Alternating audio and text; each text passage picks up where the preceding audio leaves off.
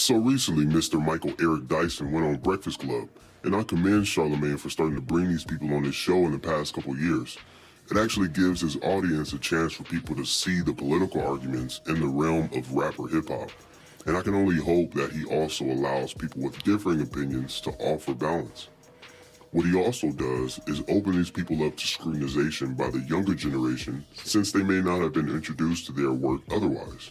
Mr. Dyson took full advantage of this opportunity to say all that he could about his beliefs, so I want to counter some of his arguments and beliefs to offer balance and maybe clarity. Immediately out the gate, he starts to commend Charlemagne for providing a balanced view of negative and positive, then proceeds to attack Trump in every way and prop Obama up every chance he got. I don't think he had one real critique of the man. He jumped right into affirmative action and people being opposed to enforcing it. I think, look, we got to be honest about who Trump is. See, first of all, white brothers and sisters, I don't want nobody telling me nothing about affirmative action no more. Because this dude done killed the game. And they think we're getting a handout for affirmative action. They see me coming. Dude, I put my time in. I did my work, but you're assuming because I'm there that I got a handout, and you don't ask about Billy Bob. Now, affirmative action benefited white women of women mostly. Affirmative action has not gotten blacks more deserved opportunities that are taken advantage of properly and appreciated. A person being against affirmative action does not mean they're assuming you got to where you are based on affirmative action, Mr. Dyson. Unemployment in Black America is still ridiculously high, and men of all colors continue to drop out of the rat race or look for any employment for that matter, while women are being propped up by tax dollars and affirmative action. Women are more unhappy now than ever, even in a time where they have all of the safety nets in place to help them get ahead. Affirmative action just forces larger corporations to keep a certain ratio of quote-unquote diversity, even if the field doesn't have the type of diversity affirmative action deems necessary to be equal and still the most efficient workforce that company can hire. Diversity of thought and actions are more important than skin color or even culture, especially if certain cultures aren't conducive to the environment. I don't see a quota for fucking Amish people having to be in the workforce or monks. Mr. Dyson somehow ties this into democratically elected President Trump's intellectual competence, I guess to say he used the system to his advantage to get where he is since he's not into politics. Never mind the fact that the Electoral College and millions of people in America are fucking tired of politicians and saw him as the best candidate over the options of more socialism and war. Now pay close attention to this, because Mr. Dyson's comparing Obama's atrocities to that of people before him that also did wrong as a reason to justify Obama's actions is a common argument he uses to justify the damage Obama has done in his presidency. And if you don't like Obama, ain't a Negro been made, you gonna dig. He is as nice and as genial a figure as you might imagine. I specifically hate this fucking argument because apparently if you're not the first person to fuck something up, it justifies whatever you do thereafter to make it worse because somebody else started it? The fuck? Speaking of the past does not justify that of the present. The past is a good way to understand evolution and history, but the past does not always justify the effects thereafter. We cannot point to Obama's predecessors and say all the responsibility lies with them for Obama's ordering thousands of drone strikes and killing hundreds of thousands of innocent people.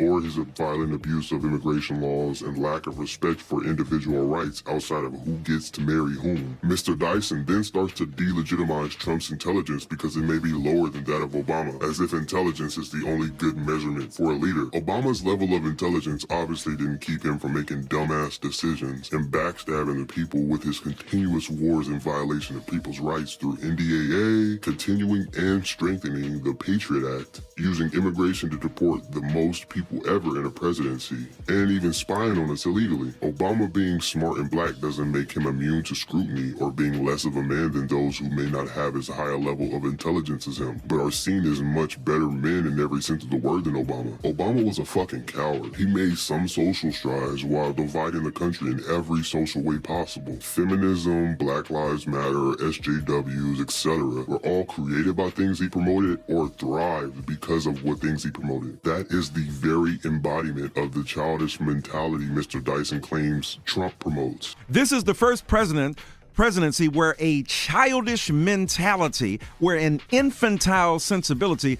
will prevail. They are all detrimental to black people in intellect, really, since they don't invite debate and are very violent and uncompromising. Those aren't pinnacles of intellect, so stop parading Obama's intellect around as if it means anything in his Ozymandias legacy. Then, of course, he goes into Trump meeting with Kanye West and Steve Harvey, as if presidents haven't met with famous people literally in every presidency covered by mainstream media since its inception. Look, it ain't no problem. I ain't got no problem with them going to talk to Donald Trump, but understand, as T.I. said, how you're being positioned, as T.D. Jakes might say. Understand how you're being perceived. Are you on the menu or are you eating at the table? Who's playing who? Who's zooming who? Sorry to go back to Aretha Franklin. Did Trump say he was going to discuss policy with fucking Steve Harvey and Kanye West? No. And even Kanye even specifically said, I just want to take pictures right now. People attach the meaning they want to this shit. I don't understand how these niggas, including Charlemagne. Don't you think it's kind of Black America's fault because the people we put up on those pedestals as our leaders are the entertainers and the athletes, and those are the people that you probably would want to meet with? Sure. Can say that we need to stop idolizing entertainers, then expect entertainers to play any role other than being an entertainer. The job of an entertainer isn't to fucking represent a group of people they have no qualifications to represent, or use their celebrity to allow certain agendas to piggyback their way into policy based on their fame with no foundation in the work they're promoting. Steve Harvey is a fucking comedian, an entertainer. So is Kanye West. He's an entertainer and a rapper. So if they have opinions they want to be heard, they can use their own platforms to discuss them. They don't need the president for that. If they want to meet with power to help boost their sales or whatever, then that's part of the game, and we should all know that by now and adjust to it to see it for what it is. These niggas, including T.I., don't have any qualifications to speak for or represent black people, and we definitely need to stop expecting them to take the daddy role that the black community needs so badly. I understand his charisma. I understand his personal appeal. I'm sure individually Donald Trump is cool, but that has nothing to do with the way in which he is operating in American culture to give voice to some of the most racist sensibilities, the xenophobia, that's just a big term that talks about you don't like foreigners and you don't like people coming into the country as immigrants, some of the sexism, the predatory behavior, and here you are trying to grab a woman's sexual... Pussycat. Kitty cat? Yeah. The constant name calling and accusations of rape. What's that about hip-hop not having rape lyrics? Some say the X makes the sex spectacular. Make me lick you from your back to your neck, then Ain't no one safe from non-believers, there ain't none. They even make the bitches I rape come. Well, but my point is...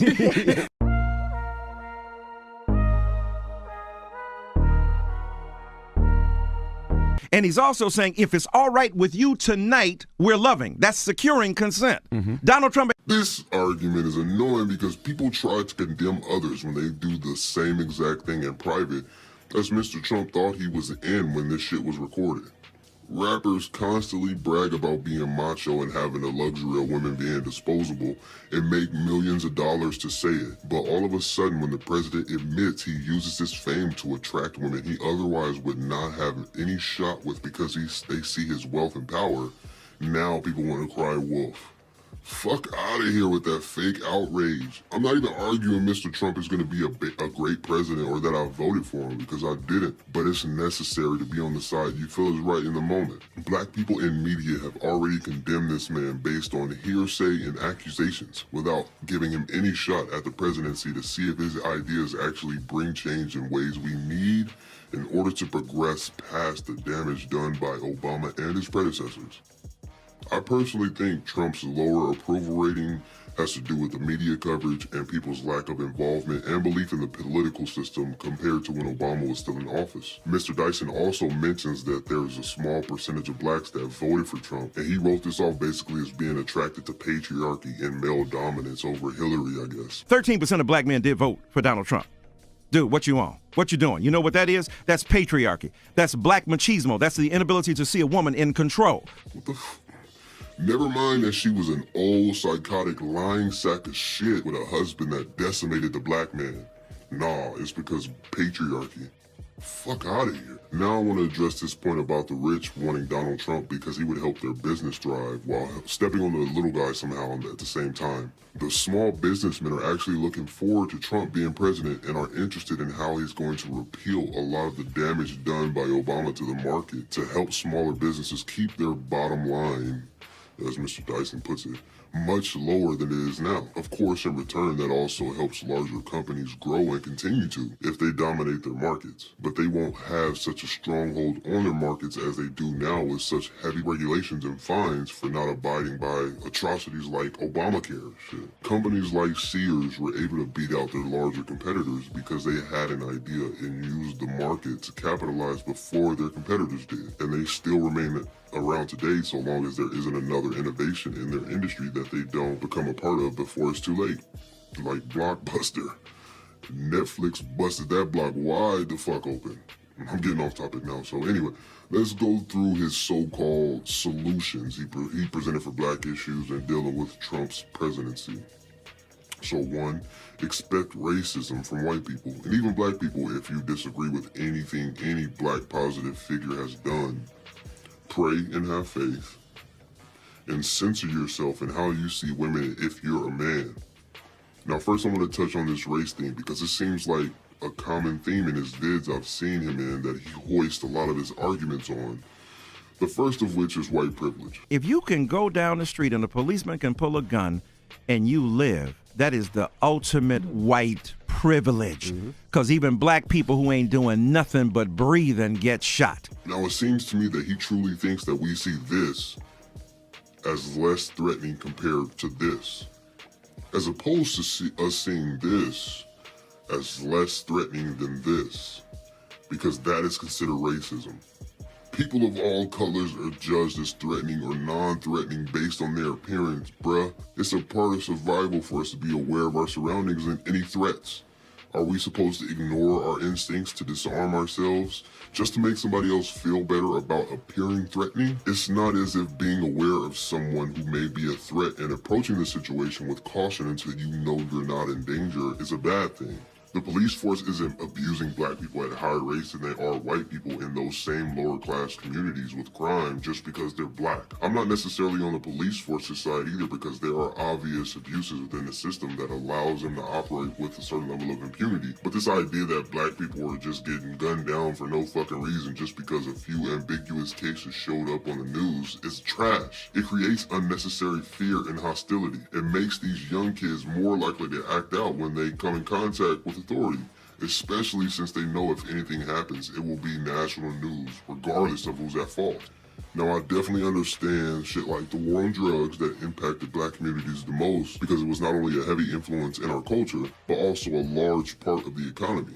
I mean, to this day, we are still feeling the effects of the mass incarceration and abuse of law. And we also hope to decriminalize the drug to take the pressure off all poor communities and communities open to marijuana as a source of income. This is something that affects everyone though, not just black people. It's not white people's fault that blacks sell drugs illegally to get money. You gotta do what you gotta do to feed your family and move on with your life. I understand that. But if you break the law and you get caught, you have to deal with the consequences. You cannot blame anybody else for the choices you made. But you can try to bring awareness to the unfairness of the system. I'm not against that at all. That can come with experience in the system on one side as the fucking prisoner, or on another as one who studies and writes law or influences communities to work within the law to provide. Now that we see weed may be decriminalized countrywide, I really want to see if black people step up and take advantage of that market or allow others to be the sellers while they're the buyers like every other business, hair being a large example. Mr. Dyson, you admit race is a social construct, yet you don't admit that the power of black people lies within our own actions in the world, not white people hovering over us, waiting for us to fuck over. Fuck out of here. Another point he continues to make is that black people need to study our history and learn about how we used to be. Part of the problem is millennials and older black people don't even know our history, so we don't know what we've been through to know what we're capable of achieving. Bruh, the solution to black problems isn't for us all to become fucking historians. I'm tired of this narrative. We need to figure out our own way to thrive regardless of knowing our ancestry in today's economy, outside of entertainment as well. You can build your own, and that's what black people need to focus on more than the past. Unless it's to learn about history as a whole and how it relates to the current state of the world.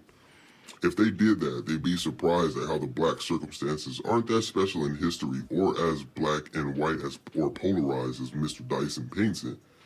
People cherry pick history to fit their narrative, and a lot of times it allows the reader to put themselves in the shoes of the person being written about, whether it's Imhotep or Alexander the Great. There's power in knowing history, but I don't think it's a necessity to thrive in the economy. That's not sound information to give anyone to survive in this fucking economy, let alone thrive. Historians aren't fucking breadwinners, bro. There's so many untapped skills in these young black minds because they don't have people showing them how to tap into different ways of doing things at higher levels of thinking and competence. The importance of learning how to critically think is a big problem for all colors, not just black people, as you stated. The only discrepancy I have with that really is that blacks aren't doing as well in the market or school as other races. But we do see signs, like the charter schools in New York, that Obama was against, by the way, that understand the problems that these black kids have. And it isn't that they need more money in their schools. They needed better programs geared toward what they were lacking that would enable them to learn better in their environments. I personally hate the fact that schools have to take on the role of the parents just to be able to teach the children properly, but at least it shows that black kids are just as capable and resources are allocated properly by the people in charge. And of course he ends the interview by telling men to stop expressing themselves and their experiences with women, of which they were most likely exposed to the true nature of women from their fucking stardom. I think black women need to be celebrated and elevated. I love hip-hop, but I'm tired of the bitch, hoe, skeezer, slut, hood, rat, chicken head. I'm tired of the demonization of women. I understand that you say that's the word you use because you choose to do it, and don't get it twisted. Men in my generation use the same word, but we had the good enough sense not to go in public and celebrate our rhetorical pathology by demonizing the very woman whose wombs we have taken our life. Start being respectful to black women. There you go. Yeah, disrespect them women. Subjugate those hoes. Are we really going to act like there aren't women who fuck men literally just because they have money or fame? Do we really think lying to ourselves about the true nature of some of these skeezers is how we drop the single motherhood rate in a black community and poverty rate? I think it's funny how usually the men all up in black women's asses are unattractive or otherwise obviously wouldn't have the attraction of these women without their fame or resources. Or they were raised by all women, of course. Anyway, Mr. Dyson really offered no solutions in this interview, but played case to all the weak points in the black community that enables him to thrive. I can't fault him for this as if he's being disingenuous, because maybe he really thinks he's helping based on the responses he's been getting over his career. It's no secret that black people blindly vote Democrat. And ironically, Dyson represents the Democratic Party, which has a long history of hating black people and finding ways to use the government to eradicate blacks, even using Planned Parenthood as a weapon, which a lot of blacks are actually supporting in the media during Trump's presidency. It's pretty obvious that listening to his rhetoric and Obama has led people down a rabbit hole that they can no longer blame on white people. And a better way to get out of this is to start realizing their own place in the economy and their personal lives that gives them the strength and motivation to be better for themselves first, before worrying about anybody else. People aren't even right within and are teaching the youth the same bullshit as if it's the truth when they haven't done any real scrutinization of their beliefs and why they personally hold them, rather than why others tell them why they should believe something. Which leads me into my final criticism, which is black people and God. So what do? We do what we always do. We go to church, we pray to God, we go to the temple, we go to the synagogue, we have a spiritual practice. We understand not to fall for the okie doke.